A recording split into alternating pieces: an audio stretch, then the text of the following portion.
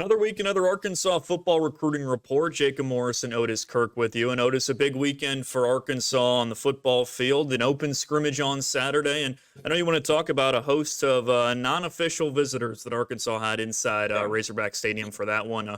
A good crew that Arkansas hosted for that open scrimmage on Saturday. Yeah, there was too many to even talk about. But I tell you one thing that was impressive was Kane Archer and Cash Archer from Greenwood.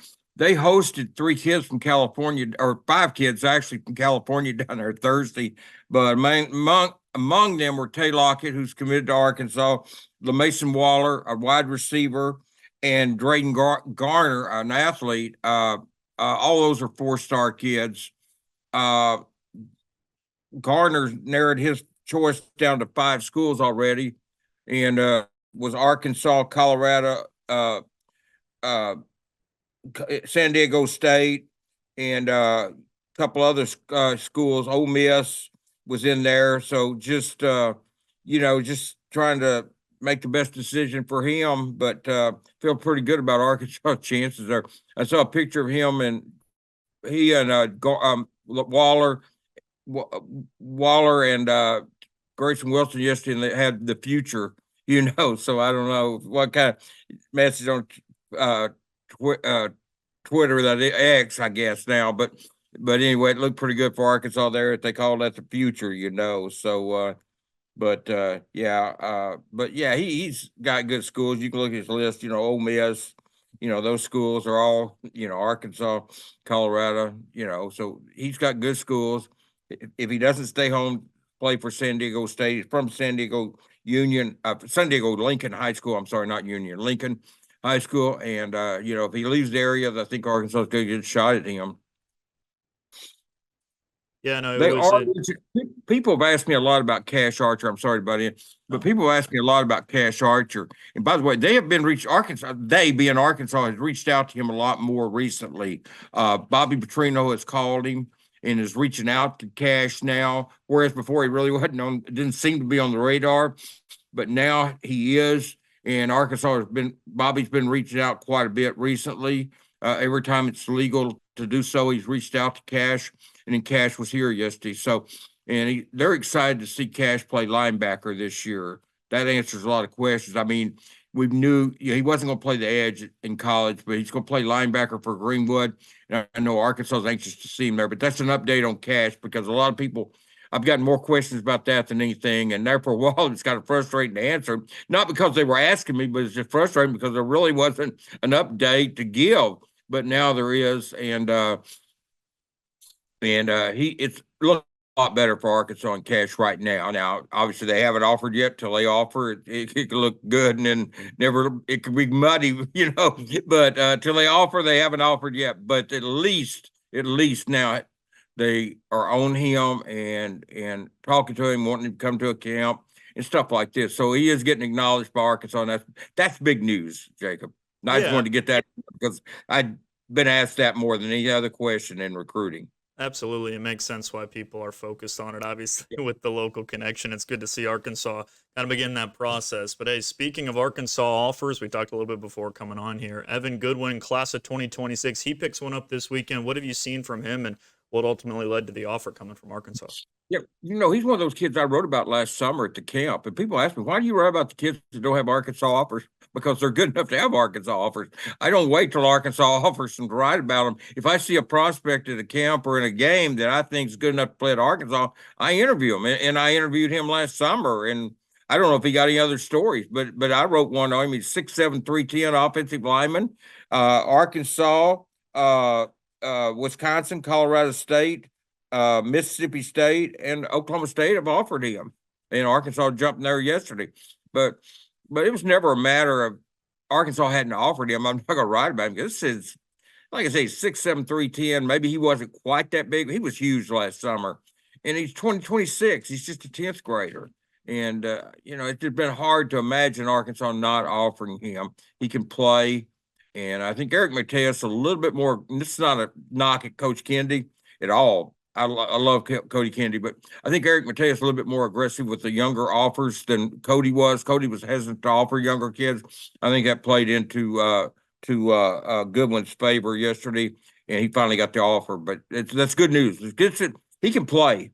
I really was impressed with him at the camp. Young kid, ninth grade at the time, or going into 10, but he's coming out of the ninth grade, and he was holding his own with every lineman out there. I mean, they were doing the one-on-one drills, and he was holding his own. And I liked him then and love him now. So, I mean, there was no reason not to write about him. But if I see kids like that, I'm definitely going to write about them. They may, some of them will never get offered by Arkansas, but a majority of them will, and they can play. And there's no point in waiting until they get offered to write about them.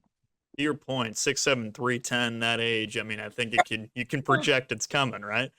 Yeah, he's 26. I mean, this kid was a ninth grader. He started for PA over there, and obviously he started for them. Transferred in from Benton and set out a year, and then played as a sophomore and started for him, obviously. And on a very good Pulaski Academy always has a very good team, very good program.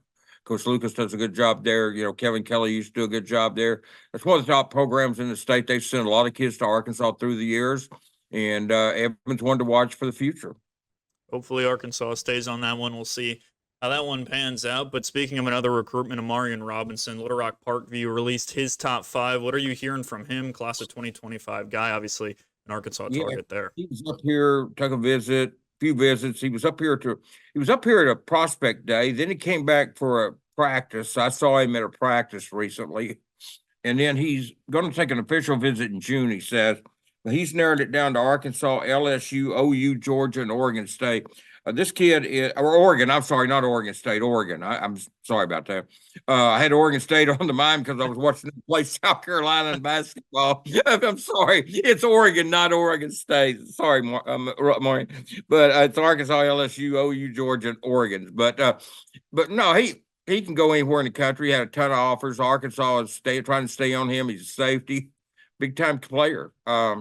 Whoever gets him is going to get a kid that's got a chance to start or play. If not start, certainly play as a freshman. He's that good. He's type it. It's not going to take him very long to adjust to the college game. Reminds me a little bit, not necessarily the same type player, but reminds me a little bit talent-wise of Jalen Braxton, a kid that came in last year, didn't necessarily set the world on fire last spring. We didn't hear a lot about Jalen Braxton. But he worked hard over the summer, took everything he learned in the spring and put action in the fall, and all of a sudden he's playing, starting, and that's kind of like a Marian. I don't know if he can go in day one and make an instant impact, but he can make an instant impact as a freshman. He's the type player, like I said, they're not really similar players. He's a safety, Jalen's a corner, but they're similar in talents, how it will adjust to the college game is what I'm trying to say. And I think Marian's got the same type of talent level that Jalen had to adjust to the college game. I don't think it's going to be a long, big, hard adjustment for him, for Robinson. He's going to make an impact real fast. I tell you, Little Rock Parkview, Coach Baldwin's done a great job. I tell you what, them and you put them in Greenwood in the game last year, it would have been worth paying to see. I mean, there were some great football teams in Arkansas, like Fayetteville was one of them. I mean, it'd have been nice to go back to the old basketball days of having the all the champions play. That would have been some great football games. But Parkview was as good as anybody in the state. They have a lot of talent on that team, and that's a program used to kids would leave there to go to other schools because they weren't really getting noticed there. Not anymore with Brad Bolding. He's turned that into a football factory and a great school, and it's back it was in the days when Keith Jackson, James Rouse, Anthony Chambers, and Ricky Williams and those guys played there. It was a football juggernaut then, and it is again now. It's if you look up and down Greenwood, their roster, it's like you're saying, right? Like, it seems like you can just count on both hands the amount of D1 offers kids got. The talent's off the charts between those two schools. Yeah, it is, and it's not going to get any different because most of their talent on both these teams, a lot of their talent was younger guys, so they're not going anywhere this year. Parkview and Greenwood will be right back there this year because that talent they had a lot of sophomores and juniors playing on those teams, and they lost players obviously. Yeah, they lost players that hurt, but they've also got a lot of their key players back, and they had younger players who were capable of playing that weren't getting played because of the older guys. They're going to step in, and I don't think either team will miss a beat this year. And good luck to anybody trying to beat Parkview or Greenwood, man. We'll see. I'm not saying they won't lose, but good luck trying because it'll take one heck of an effort to beat either one of those teams. Going to be a tough task for both of them. We'll see. Yeah. For anybody playing them, rather. But hey, Oh, wrapping up, you talked about, hey, Eric Mateo's being aggressive, younger guys. Offensive tackle Felix Ojo, an offer this week from Arkansas. And like you're saying, the offensive line recruiting continues to be aggressive, specifically with younger guys. He's a class of 2026 guy. yeah. Yeah, he's another 2026, and I like that. I think if you wait to offer these kids, you're getting behind in the recruiting of them. And Yep. so I don't really, I get why you want to wait till they're older so that you can see how they mature and stuff. I get that, but there's some drawbacks to waiting. And Eric is not waiting. And I like I said, I like that aspect of it. I like being aggressive, but he's 6'7", 280 from Mansfield Lane Ridge High School down there. Got about 11 offers, I think. Arkansas, OU, SMU, TCU, Baylor, Tennessee. Those are schools. He will be. Felix told me he's going to be at Alabama tomorrow. He's going to see the University of Alabama tomorrow. Don't be surprised if they offer him tomorrow. I don't think right now he's got an offer there, but he's visiting Alabama tomorrow. I don't think he's got an offer there, but don't be surprised if they jump into the mix along with Arkansas and Oklahoma and these other schools tomorrow. And it's like you're saying, right? If schools like that are offering him, I'm not sure it's about waiting to see how they mature at that point. You might as well get in the race because everybody else seems to be, right? And you're getting behind if you Yeah. don't, the way I've always looked at it. You may have a kid in Arkansas that you can wait on that grew up wanting to play the Hogs. It may not make much difference there, but when you get kids in Texas and God knows where, I mean, all these states, Oklahoma, Missouri, and you don't offer them till a bunch of schools offer them, you're behind. So I like the aggressiveness coming from Eric Mateus, and I think it will pay off in recruiting. We'll see, but yeah, I mean, I love getting those offers out there early because I think it gives you a chance to stay in the game a lot longer than if you wait. Should be interesting to see how that pans out. Recruiting as a whole for the Hogs pans out as spring practice continues to move forward. Anything else you want to hit before we go, Otis? No, I'm just really impressed with with both sides of the ball. Yesterday, when they're going against each other, it's kind of hard to. If one side looks really good and the other side looks really bad, you think, man, the defense sucks or the offense sucks. But that wasn't the case. I thought both of them had their moments yesterday. As I wrote, Taylor Green obviously looked good. Xavier Sorey Jr. looked good. I mean, I thought both sides of the ball had their moment. Braxton had some good plays. So I mean, it's just the running backs ran hard, especially Brillan Russell and Jaquin Jackson. Those two kids, man, they're men. When they get the ball, I wouldn't want to get in front of Brillan or Jaquin. Those two kids are houses with the football in their hand. I mean, that touchdown by Jackson was like 11 yards if I had it right. He was on the other end of the field. I think it was about 11 yards, but I watched him, and he just powered over people, man. I mean, he broke tackle after tackle. No, not just it was impressive to watch that scrimmage. It was a little chilly out there with the wind, but it was fun, and I'm glad some fans got to see it. Yeah, you mentioned Brillan Russell. He was the one who stood out to me. He came in, played a couple snaps with the ones and twos, and then featured prominently with the threes when they got their first run. And man, he popped off a 15-yard run right away, and then right down. I was on the field, and right down in the end zone that I was in, he caught one of those passes and just ran somebody over. I don't know what he looks like, but he doesn't look like a freshman, I'll tell you that. No, he looks like a man's what he looks like. He looks like somebody lined up for the LA Rams or something. I mean, that kid's got a great future. He battled some injuries over at Benton, some nagging foot injuries and stuff and hamstring, I think. But I know he had some nagging injuries. I think one of them was his foot. And he never did really. We showed what he could do, but he never completely got to play healthy free. Looks like he's pretty healthy out there right now. And when he is, I'm telling you, man, that's a load to bring down. I don't care if it's freshman or a senior or fifth-year senior or first-year freshman. I mean, this kid is a man, and he's got the size. God was good to him. He gave me the size and speed combination. I've talked to the coaches over at Benton about that. I mean, this kid just was given some size and speed combination that's rare. And he's the type that's got a great future ahead of him. And if he just stays healthy, that's going to be the key. That's the key with any player. I mean, they got to stay healthy. That's the key with any player. But if Brillan stays healthy, yeah, the future is very bright for that kid. Believe me, very bright. Yeah, it was agent.